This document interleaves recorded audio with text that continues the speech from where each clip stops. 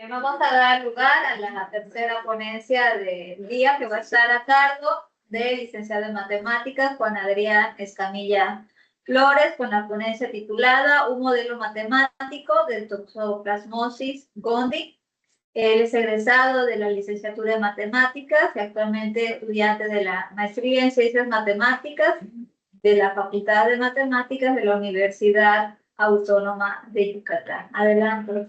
Buenos días. Primeramente, gracias a todos por la presentación, por haber asistido, por estar escuchando, a los maestros que me han apoyado bastante en el transcurso de este semestre para desarrollar este proyecto. Vamos a empezar un poquito hablando del proyecto. En sí, estamos retomando un modelo ya antes planteado por Kelkin. Ya tiene sus ayeres esto, pero pues, bien, no se han hecho completamente los análisis que quisiéramos. Entonces vamos a estar checando un poquito a detalle algunas cositas que se le suelen pasar a los doctores. Para empezar, sería bueno poner en contexto, ¿qué es el Toxoplasma gondii? Bueno, pues, T. gondii para la mayoría de las personas que en muchos artículos nos van a estar escuchando así. Es un tipo de parásito de su clase coccidiana. ¿Qué pasa? Perdón. Falciel. Sí, sí, es que tiene pasito. Perdón.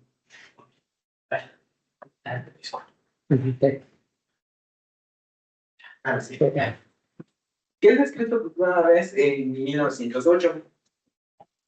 Este tipo de parásito, pues, lo encontramos en el ambiente y se puede, y de manera muy resumida, hay dos formas de contagio, ya sea por transmisión, por un ejemplo, individuos que están infectados, embarazadas principalmente, contagian al feto, o bien por el consumo de los oquistes, por ya sea otro animal que ya está infectado o vaya por excremento.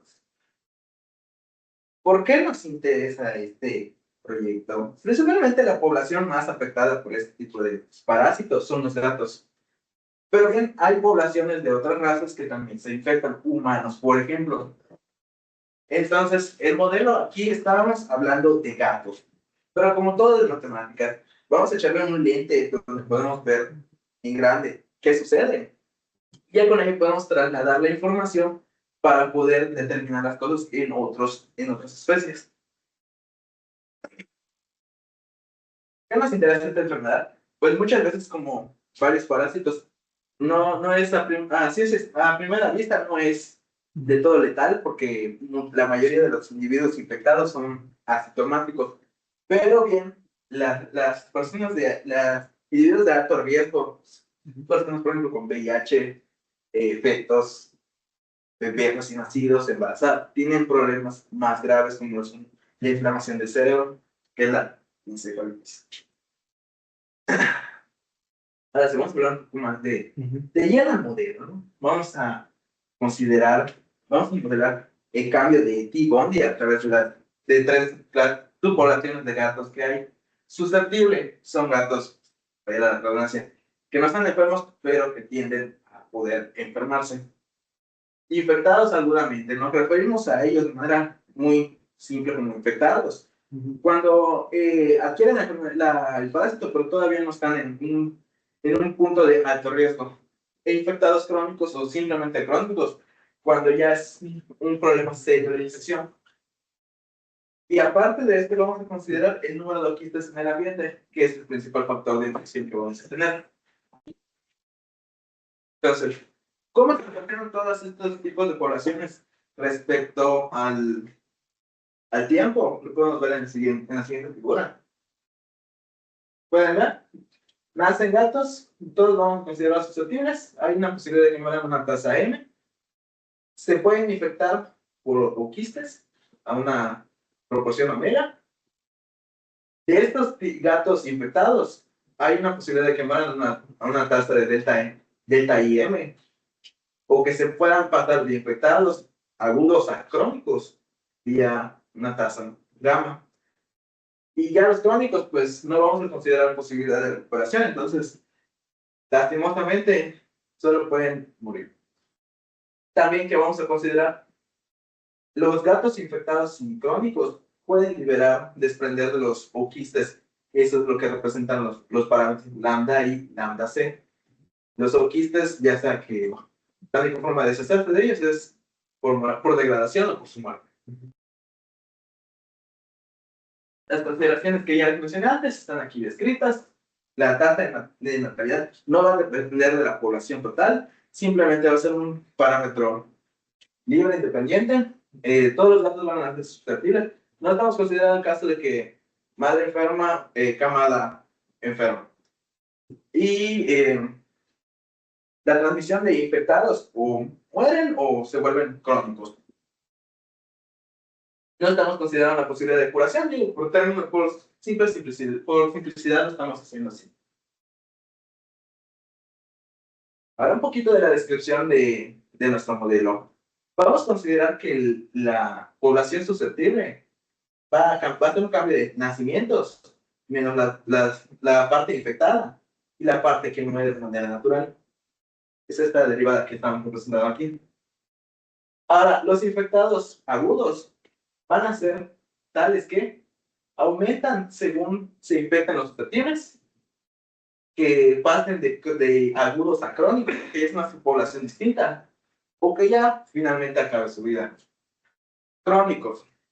Los crónicos son el modelo, la parte más sencilla quizás. Los infectados que pasan a crónicos y la muerte de estos. No estamos considerando la recuperación. Ahora los oquistes. Consideramos la liberación de los oquistes por infectados, por crónicos y la degradación que se da por su ciclo de vida. Entonces, todas estas ecuaciones que están explicadas se simplifican de esta manera aquí en este modelo. Cada uno de estos parámetros lo pueden ver en esta tabla que está tomado de Kelvin, del mismo autor que propuso este modelo. Entonces, ahí no hay nada. Ahora sí, como bien mi compañera mencionaba, estamos trabajando con modelos epidemiológicos. Entonces, lo lógico es pensar que tiene sentido físico el modelo que estamos tomando. Entonces, para ello hay que considerar que no puede haber negatividad. Pudiera ser quizás a lo mejor que alguna población sea cero, pudiera ser. Pero lo que no podemos tener es menos 3 gatos, ¿estamos de acuerdo? Entonces, eso es lo que se muestra aquí en la parte de positividad. La solución para este modelo con condiciones iniciales no negativas, vamos a decir F, es positiva para cada T. Vamos a probar primero que el valor S, los datos susceptibles, son mayores que ceros para cada T mayor que 0. Entonces, vamos a analizar un poquito rápido. Si en T0 los datos susceptibles se vuelven 0, por cómo se define la ecuación de la derivada, vamos a tener que las susceptibles quedan igual a B, pero B es un parámetro definido positivo. Entonces, por simple criterio de primera derivada, sabemos que ahí, en ese punto, va a ser positiva va a haber un crecimiento en los datos susceptibles. ¿Eso qué me quiere decir? Que siempre, que no importa si empecé con 0 gatos, va a crecer. Entonces, si yo supongo que en otro momento T0 va a ser 0, quiere decir que ahí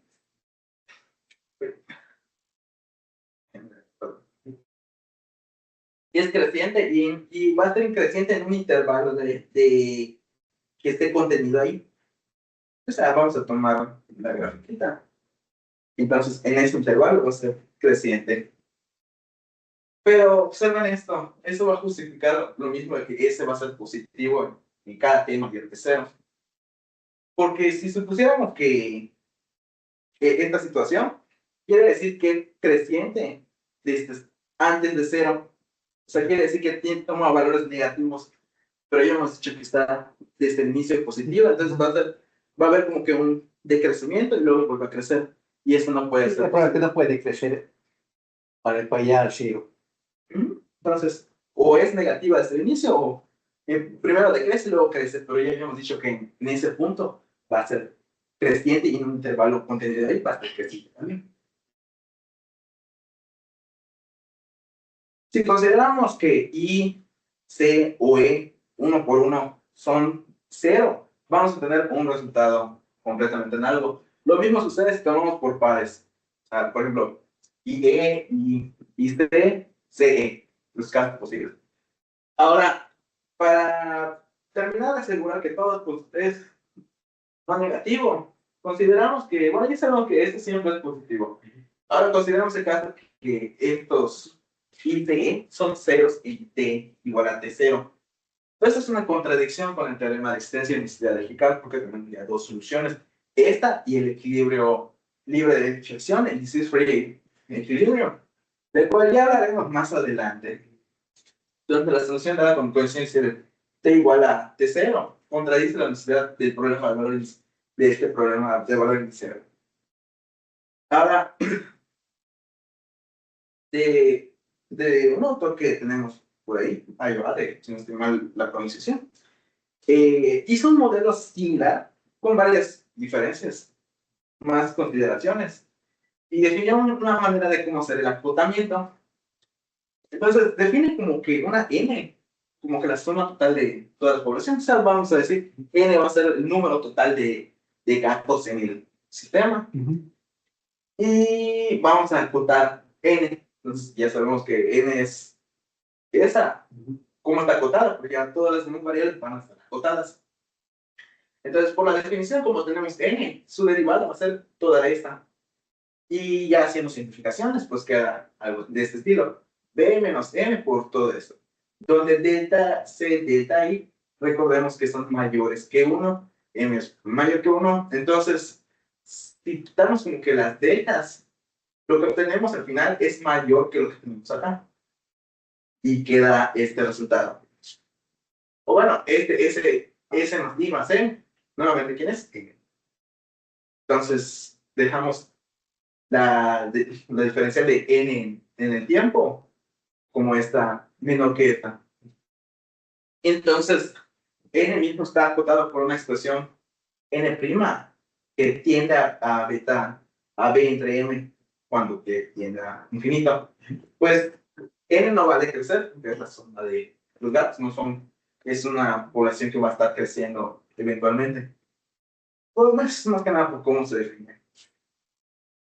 Ahora, la población de alquistes se hace un juego muy similar, pero es que pues, ya no tenemos que pensar en las sumas totales.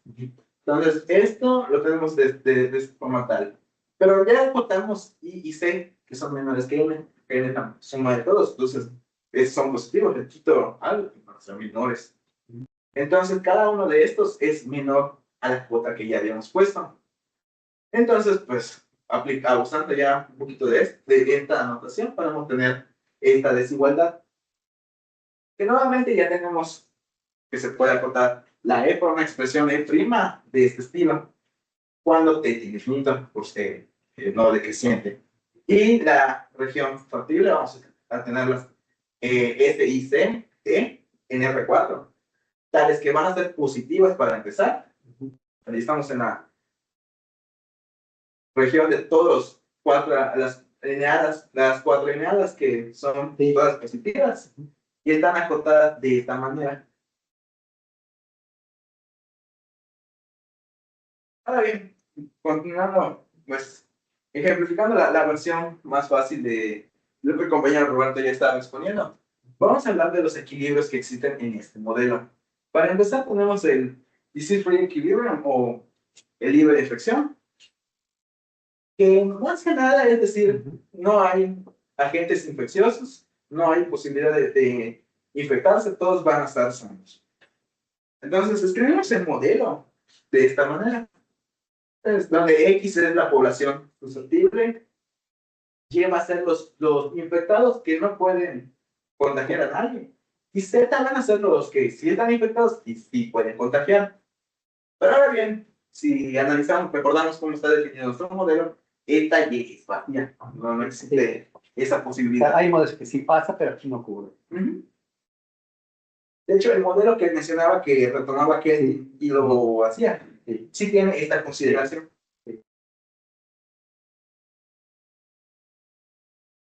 Entonces, el equilibrio libre de infección es con el X, vamos a ponerle X0, mayor que 0 y todos los demás todos los agentes infecciosos igual a 0.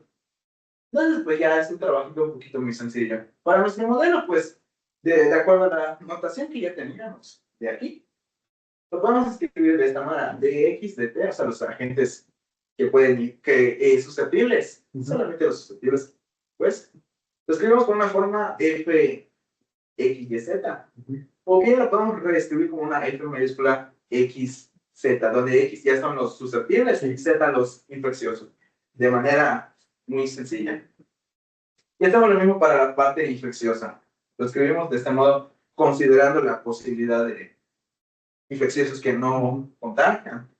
Ya luego lo reescribimos en un tono en donde la Y ya no es de importancia. Eso más adelante se va a ver por qué.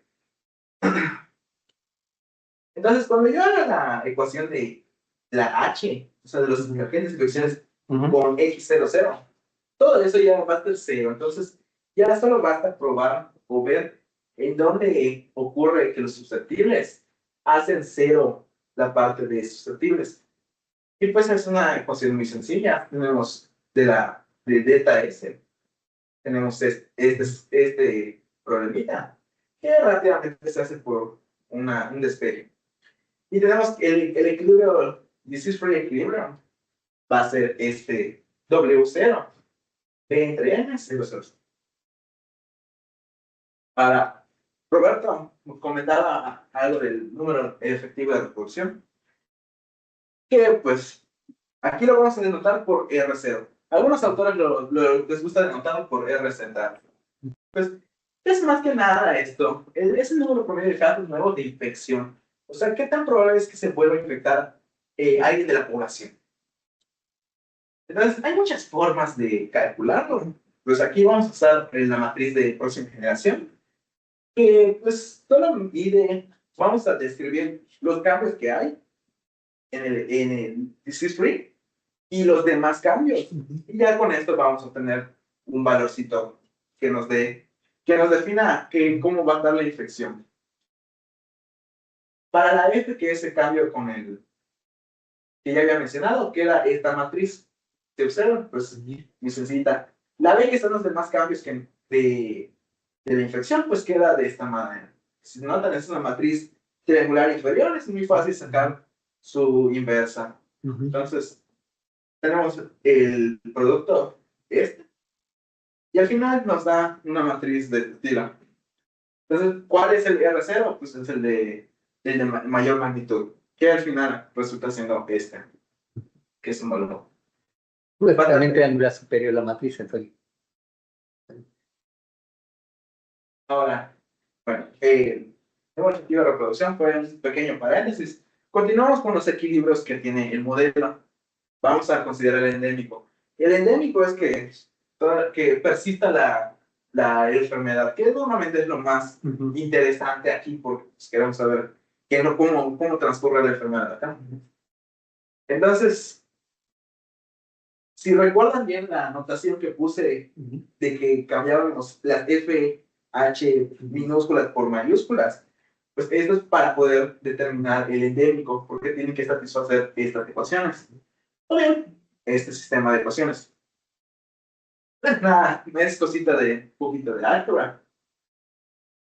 Sumando la primera y la segunda ecuación, desaparece estos términos omega E asterisco S asterisco. Y pues te queda un sistema bastante sencillo. Despejamos I en términos de S. Hacemos algo similar para C con la ecuación 10. Ya sabemos cuánto vale I en términos de S. Queda así. Y E, que está en términos de I y C, lo puedo reescribir en términos de S. Todo el chiste de todo esto es para que podamos... Primero vamos a hacer lo siguiente. Si se fijan, está bastante complicadito analizar qué sucede aquí y hacer los cálculos llevaría bastante. Entonces, por eso calculamos primero el R0. Vamos a reescribir esto de forma tal que quede R0. Esa es la manera más simplificada. Entonces, este valor de E, de asterisco, lo sustituimos en nuestra primera ecuación. Y al final tenemos una ecuación de segundo grado. Pues, eso ya es fácil de calcular cuáles son las raíces. Son de esta manera. Fíjense que si que de estas dos, una va a ser negativa, otra positiva. Entonces, la raíz que tiene signo negativo, pues no nos interesa porque no está en la regionomía, entonces no hay forma de considerarla. También no es biológicamente significativa. No hay razón de estudiarla en este momento. Y el S2, pues la otra solución es la positiva, es la única raíz de nuestro modelo. Algo que se me saltó mencionar, tratamos de mencionar rapidito, que si alguna de estas variables I, C y E es cero, nos devuelve el equilibrio, el disease free. Es rapidito, si por ejemplo I fuera cero por esta ecuación, C es cero. Y ya por esta, E es cero. Disease free. Siempre en la cadenita. Si E es cero, aquí por esta ecuación, I es cero, C es cero, disease free. Y lo mismo pasa si hacemos C primero C. Entonces, realmente el modelo solo admite dos equilibrios, el disease free y el endémico. Entonces ya es un poquito más sencillito de estudiar. Y ya con el valor de ese asterisco, que lo podemos ver al final como como el disease free entre R0 y tenemos, ya no voy a hacer las simplificaciones porque ya tenemos el S0. Tenemos este equilibrio endémico. ¿Qué observan? Está en términos del R0. Entonces, cuando este valor R0 es 1, si se fijan, esto queda en S0, este número se... Todo este factor muere, este factor se hace 0, y este nuevamente se hace 0. Tenemos el nivel free. Algo curioso. Lo de Y si es menor que 1, ¿qué pasa entonces? ya esto es negativo, Y ya está fuera de la región. ya no tiene significado. O sea, todo lo que ha dicho ahorita mi compañero no ha estado en el artículo base. Y un poco la idea era hacer las cuentas. Sí, porque solo hicieron las simulaciones numéricas. Solo eran Parte. simulaciones numéricas. No había nada de esa parte matemática. Y la idea era un poco. Porque él está en el primer semestre de la maestría y no va a hacer esto, va a estudiar algo. Entonces, pues sí, vean. Pero fue su proyecto de análisis. Entonces es lo importante de Juan Adrián. Sí. Bueno, el reto más que nada aquí fue poder respetar el sentido ya con ecuaciones diferenciales, porque si se fijan la del álgebra, pues, es muy... Sí. Pero además el hecho mismo aquí de meter aquí el R0 dentro de las coordenadas de los equilibrios. Sí. O sea, no, a veces pasa que los estudiantes no lo hacen. Sí. Entonces, bueno, en el artículo original pues simplemente dicen cosas, pero no se dan cuenta de todo esto que estaba pasando. Claro, a veces, bueno, ¿cómo lo hicieron? ¿Quién sabe, no? Él, ¿cómo se dio cuenta? Bueno, después fue cosa de... Había un artículo que retomaba Kelting, hacía varios cambios, y pues hacía cosas como de este estilo de, bueno, mi equilibrio endémico, pues lo define en términos así, porque si checan el artículo original de esto, pues, esto está muy hermoso en comparación del original. El original tiene todavía sin simplificar el R0, Está muy fácil. Python, MATLAB, sácame la cuenta y es esta. ¿Pero por qué? Entonces, pues sí me di la tablita de todo esto, reescribirlo en un término más bonito, vamos a decir. Una manera de comentario es muy útil cuando hagamos los análisis capaz de entender R0, porque como el R0 es un valor de bifurcación, bueno, aquí claramente notamos, oye, R0 menor que 1, esta cosa ya no tiene sentido. En cambio, si no estuviera así, pues ya no se ve tan claro que ya no va a estar en la región de interés el equilibrio. Entonces, eso también es la ganancia. Y todo eso que se comenta en el siguiente de estabilidad. Entonces, vamos a empezar con el disease free, de la estabilidad en este punto. Pues, podemos escribir el sistema de esta manera. Nuevamente, con la anotación que ya les había mencionado de solo considerar agentes susceptibles e infecciosos de manera normal. Entonces, el disease free va a ser este que ya sabemos cuánto vale. Y tenemos el siguiente resultado que vamos a tomarlo por hecho. Digo, la demostración la pueden encontrar en la referencia que tenemos. Está muy bonita la demostración. Y pues, todo nos dice que el equilibrio disease free va a ser así, globalmente asintótico estable. Si el RCR es menor que 1, digo, o sea, es la situación como que esperada. Y cuando el número efectivo de reproducción sea menor que la unidad, pues ya lleguemos en un punto a estar en todos sanos. Entonces tenemos que cumplir estas dos condiciones. H1, que es que los susceptibles sean un global asintótico estable. Que esto pues ya lo tuvimos a checar la parte de acotamiento y positividad. Sí, porque ahí solo el lado derecho es una sola variable. El constante que tiene es negativo, entonces la derivada, que es el árbol jacobiano, porque aquí ya sería de 1 por 1, queda negativo. Pues eso es rapidito, o sea, es inmediato. Y ya que la forma de los agentes infecciosos, pues queda definida de esta manera, como lo podemos desglosar en dos elementos, donde esta G gorro tiene que ser no negativa para cualquier valor en la área factible, y A pues es la derivada de Z de esta G. O sea, vamos a tomar esta G y la vamos a derivar en cada momento respecto a cada valor de Z, o sea, I, C, E. Pues de manera muy simplista, ¿no? Entonces, esta ya es la primera parte del H1 que ya habíamos comentado. Pues me la puedo saltar, ya la hago. Entonces, ahora, despejando, para obtener la condición 2, vamos a ver que la G gorro, en efecto, es positiva. Entonces, ya habremos definido la G en términos de dos sumas que queríamos tener. Entonces, recordamos que Z es esto y la G está definida así. Entonces, la matriz de Z es como que jacobiano, es uno de los menores de jacobiano. Y se Vamos a ver jacobiano, pero de esa parte restringida del sistema. Sí, son los menores, quitando los susceptibles. Los susceptibles, exactamente. Entonces, pues hacemos las ecuaciones, digo, álgebra sencillita, no hay que hacerlo tanto. Y queda algo así. Entonces, las primeras dos entradas, pues ya son mayores o iguales a 0, por ser después. Entonces, solo me queda ver que la primera entrada, esta, Z, es mayor que 0. Y eso ocurre si esto pasa. Y eso pasa si si la S0 es mayor o igual que S. Pero fíjense que eso sí ocurre por cómo está definida S. S es menor que el valor N, que está entre B entre M. ¿Y eso quién es? El S0. Y la S, ¿te acuerdas? La omega es una región Es un positivamente invariante y atractora. Entonces, una vez que caiga ahí, para una T suficientemente grande, esa S va a caer en el atractor global y va a quedar esta desigualdad sí o sí. Entonces ya se establecen las condiciones H1 y H2 y ya podemos concluir que el disease free es global asintóticamente estable para R0 menor que 1.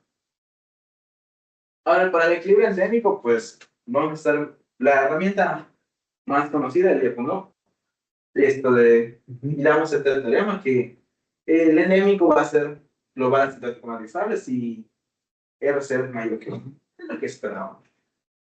Entonces, definimos una función similar a la que el compañero Roberto estaba mencionando. Entonces, lo que queremos ver es que esto se anule en el equilibrio endémico, claro que sí. Hasta cambiemos ese por ese estadístico, todos los términos van haciéndose 0, todo es 0. Entonces, queremos ver que la derivada de J va a ser negativa para un punto distinto del endémico y 0 en el endémico. Ahí sí son bastantes cuentas. Entonces, vamos a resumirlo de una manera más. También creo que la función será positiva fuera del endémico. Y es otro detalle. La idea de dos, ¿quién era? La idea que era quién alto. Esta. Porque dice, siguiendo la idea de dos. Sí, el autor que lo toma, Ketty, creo que es Ayoade, hace una idea, hace esta estrategia con su modelo. Sí. Entonces, tú la adaptaste. Sí. Tenemos que adaptarlo con él nosotros. pero pues las cuentas son bastante similares, bueno, similares creo yo, porque Ajá. tampoco las muestran. Ajá. Y después de hacer esta derivada tenemos esto. Entonces, vamos a usar las ecuaciones que tenemos con el endémico, que el endémico es 0 a todas las ecuaciones. Hacer unos despejes, un poquito de algebrita bastante rebuscada. Y obtenemos aquí ya este término. La derivada se puede representar de esta manera. Entonces, lo voy a hacer desde aquí. Fíjense que este término y este término van a tener el mismo signo. Esto lo puedo sacar factor común f y queda este término por sí mismo otra vez por n, vamos a decir. Pero eso es positivo, entonces todo esto es positivo. Este término pues es positivo porque las variables son no negativas, el e asterisco es positivo, entonces todo este producto es positivo por un menos, queda negativo. Lo mismo hacemos para cada uno de estos sumas y tenemos que ya todo esto fuera del endémico es negativo. Y pues claro, es fácil ver que cuando tengo el endémico, todos estos términos se hacen cero y ya es cero. Y ya, por el principio de la sal, ya tenemos que el endémico es global asintóticamente. O sea, claro, solo se hace cero en el equilibrio. ¿No? Sí, porque cualquier otro, pues cualquiera de estos dos términos es distinto de cero, de hecho es negativo. Y ya. No, solo está de cero si es el mismo punto exactamente. Entonces, hasta aquí ya hemos hablado mucho de qué es lo que sucede con R0 igual a 1 menos 1. Entonces, lo que me interesa ahora es hablar de bifurcación hacia atrás. Entonces, la bifurcación es como que ya estoy cambiando el modelo. Cuando R0 es mayor que 1, tengo el endémico estable. Y cuando es menor que 1, pues tengo el disease free estable. Pero ¿qué pasa cuando cambia esa estabilidad? Porque ya vimos que cuando el R0 es menor que 1, el endémico pues ya no está en el área de tratamiento, entonces ya no es interesante. Entonces, esa es más que nada la parte de bifurcación. Vamos a considerar un teorema que hay en, si no estoy mal, Chávez, que nos habla sobre bifurcación, considerando uno de los parámetros que están usando en el modelo. Entonces, este teorema es simplemente copiado, solo nos da como que las pautas para decir cuándo hay bifurcación y qué podemos concluir. Vamos a aprovechar aquí el viaje que lo presenta ahorita Juan Adrián. Lo estaba comentando al final de su compañero Roberto. La pregunta es si este teorema consta pasa con derivadas fraccionales, ¿no? O sea, entonces, digamos, el sentir es que sí, entonces en un momento dado, lo que plantea Roberto era si al sistema que él estaba trabajando ya se le puede aplicar este teorema verificado que ya pasa para derivadas fraccionales a punto, ¿verdad? ¿No? Pues el único ajuste que habría que hacer es en el punto A, en lo de los valores propios, su parte real negativa. A lo mejor hay que hacer el ajuste de. Sí, de que la región esa ya no es doble negativo, sino la zona de esta vía que ya creció un poco más. Eso tal vez sería un ajuste que hacer, pero bueno.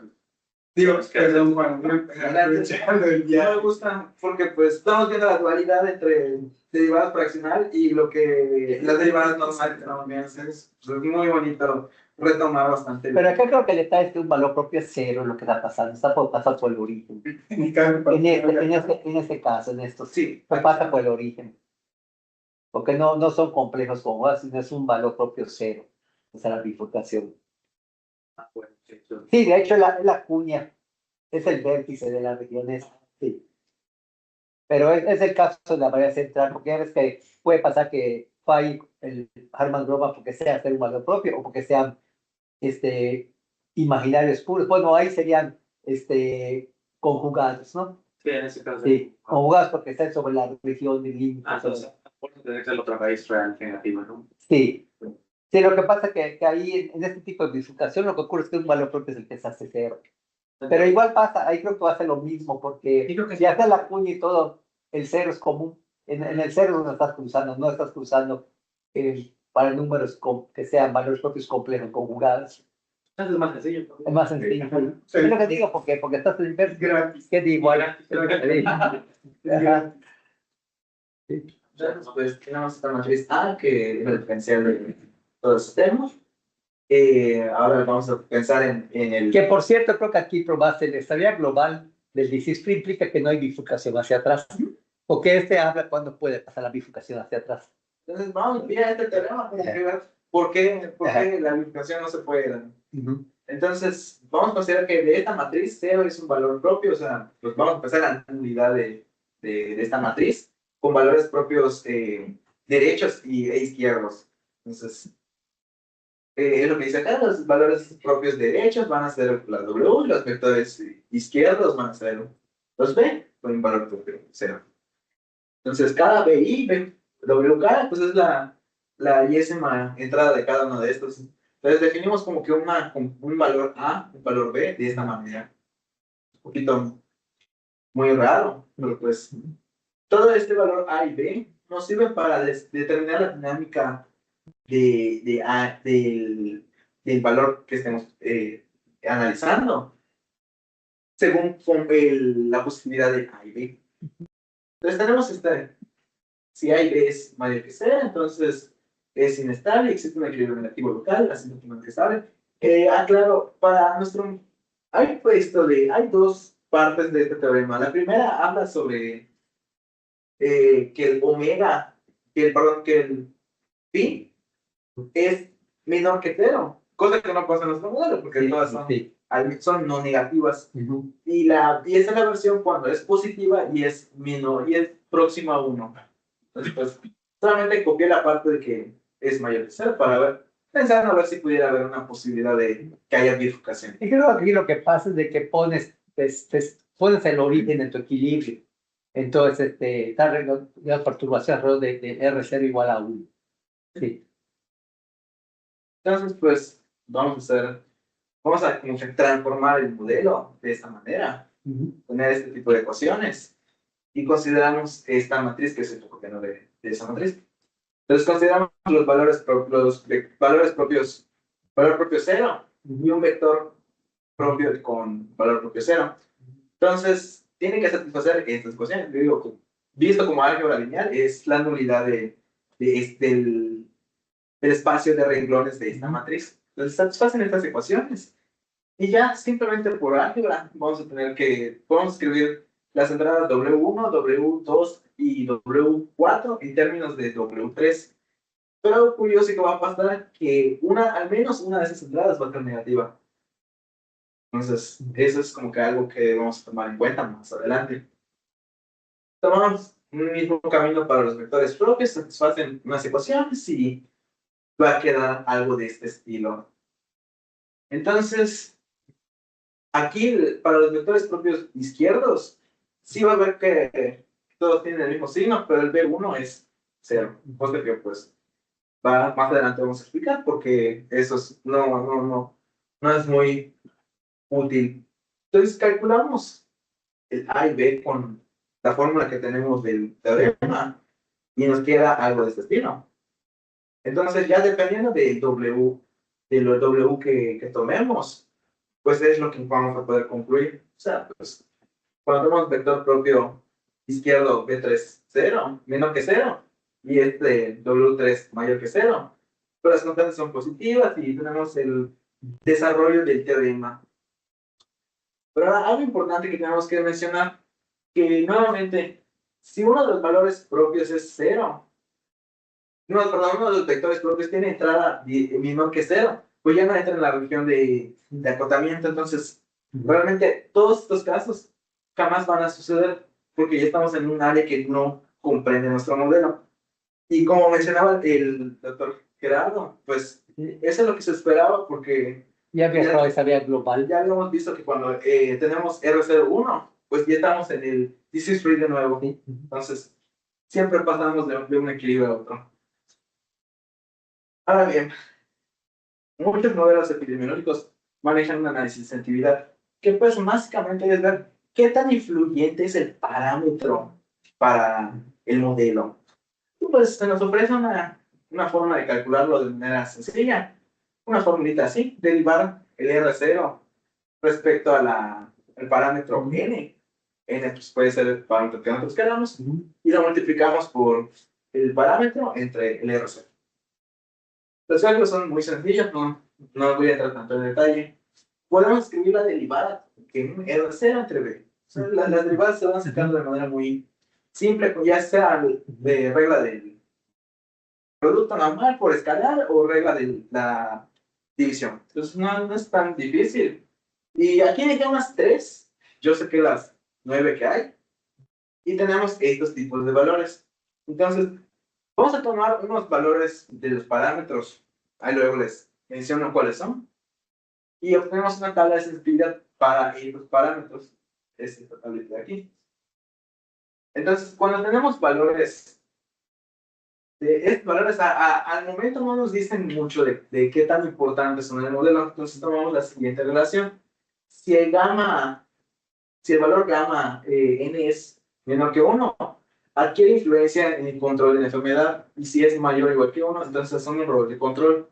Entonces, bueno, no se entiende todavía, entonces vamos a traducirlo. ¿Qué quiere decir esto? Considerando ya los valores que ya tenemos aquí del R de cada parámetro. Que la infección se va a reducir según maneje mi M, gamma, delta I y eta. Y que va a aumentar si aumento las B, lambda I, omega. Aquí delta C y lambda C no produce cambios por cómo se tomaron los parámetros. O sea, si cambio parámetros, muy probablemente estos datos van a cambiar y entonces cambia ya la importancia que tiene cada uno. Pero pues como que es un poquito lógico, ¿no? ¿Por qué aumenta por qué reduciría por qué aumenta la propagación, por ejemplo, aumentando el B? Porque hay más gatos. Pues más gatos es más susceptibles, más probable de que se enfermen y ya aumenta la propagación. Ahora, Y bueno, la lambda ahí es la tasa que producen los infectados de los postistos, ¿no? los conquistas, eso igual es un agente infeccioso. Entonces, bueno, ahora si les había dejado de incógnito cuáles eran las variables que estamos tomando.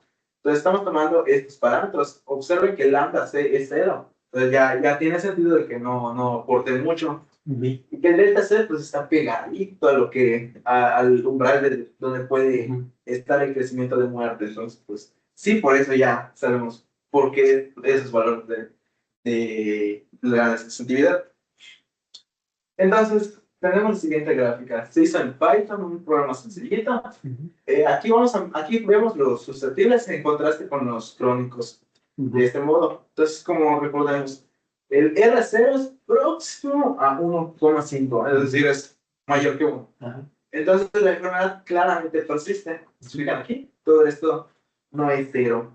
Mientras que acá, los agudamente infectados sí sobreviven, pero sí muy pegaditos. Entonces, ¿por cómo lo tomamos? Y los oquistes, aquí esta escala no crean que es por unidad, es por millones. Entonces aquí, pues sí, no está pegado a 0, pero sí es bastantito. O sea, en términos de millones, pues ya hay una importancia. Ahora, vamos a hacer gráficas comparaciones, porque pues como que si solo les hablo del R0 mayor que 1, pues ¿de qué sirvió hablar de los casos R igual a 1 y R menor que 1? Entonces vamos a tomar los mismos valores y solamente vamos a variar el omega para ver qué pasa cuando vamos intercambiando ese valor. Entonces, el primero ya lo teníamos, que era la gráfica que ya les presenté anteriormente, entonces voy a pasar un poquito. Ahora, si tomo el omega más pequeño, el R0 va a ser más pequeño. Y que casual, la enfermedad, los susceptibles se mantienen, los infectados crónicos ya se van acercando a 0. Igual que los susceptibles, perdón, los infectados. Y los oquistas ya tienden a 0. Por R0 menor que 1. Entonces, es lo que nosotros estamos hablando del disease free. Vamos a acercarnos a la parte libre de enfermedad. Ahora, ya para sacarlo, se puede hacer una especie del R0 con los parámetros que vimos. Haciendo R0 igual a 1, y obtenemos que omega, más o menos este número, es un número más largo. pues satisface que el R0 va a ser 1. Y van a tener ecuaciones muy similares al caso anterior. De hecho, si ahorita nos vamos a fijar que esto en la colita de inicio hay la diferencia. En todo lo demás ya es completamente igual. Y los surfistas, pues tenemos este caso. Ahora, vamos a graficarlos, pero haciendo comparaciones para cada subpoblación de gatos. O sea, por aquí tengo subpoblación de susceptibles. El azul va a ser cuando R0 es mayor que 1. Entonces, como que es menor la población. El rosadito, no se distingue muy bien, disculpen, menor que 1, pues es cuando los gatos sobreviven. Y cuando R0 es 1, son los punteados. Y qué casual, está casi encimado del R0 menor que 1. Y lo mismo tenemos para gatos agudamente infectados. Los crónicos, pues, fíjense bien, aquí se ve un poquito bien lo que estaba diciendo. Como que en la colita del inicio hay diferencia entre R0 menor que 1 y el R0 igual a 1. Pero eventualmente llegan a ser lo mismo. Y pues lo mismo tenemos para los oxitos. O sea, también va a ser estable en este caso, ¿no? Sí. Entonces, pues, bifurcación, pues no pudimos tener en este caso. Porque de hecho esos teoremas con amplitude te va a decir si el equilibrio en ese punto es estable o inestable y también si hay o no bifurcación hacia atrás. Esto es lo que dice ese teorema de los casos y todo. ¿Y qué se logró? Pues checamos la posibilidad del comportamiento del modelo, cosa que pues, el autor se lo saltó si no me recuerdo. Se halló cómo se calculó el número básico de reproducción. Se demostró que hay solo 2 equilibrios, el endémico y el disease free, no hay más.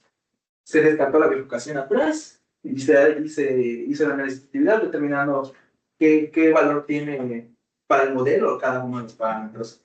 Y pues, vaya, todos los resultados analíticos que ya tuvieron, pues ya los hemos representado gráficamente con simulaciones. Sería todo de mi parte. Y las referencias de todos los autores que estuvieron usando en este proyecto. Pues sería todo de mi parte. Bueno.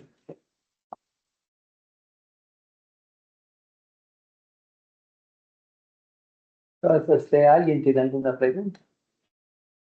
Bueno, ya hicimos comentarios. Sí. Bueno, en línea creo que tampoco nadie tiene preguntas. Nada más comentar rápidamente que, pues, si pones el sistema, me parece que lo que podría preguntarse ahorita, ¿qué pasa con este sistema? Es un sistema bastante sencillo, pero muy ilustrativo de la dinámica de esta enfermedad. Entonces, si al sistema, ¿qué pasaría? Que podríamos incorporar, me parece un retardo, ¿te acuerdas el nombre? Me parece que era en los analistas. Sí, Sí, o sea, se podría incorporar un retardo en la última.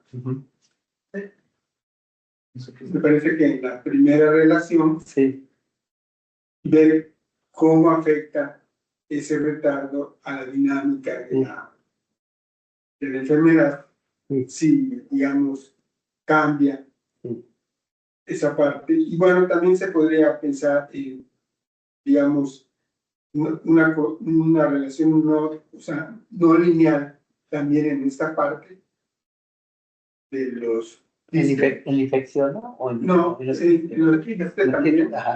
Entonces, bueno, digamos, eso queda como pendiente para ver qué pasa si transformamos esta ecuación diferencial, este sistema de ordinales en un sistema con retardo, ver qué tanto afecta.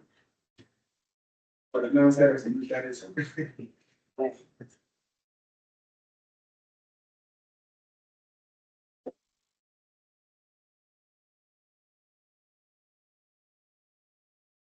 ¿Algún comentario adicional? Venga, pues agradecemos a Juan Adrián Escamilla Flores por su interesante ponencia.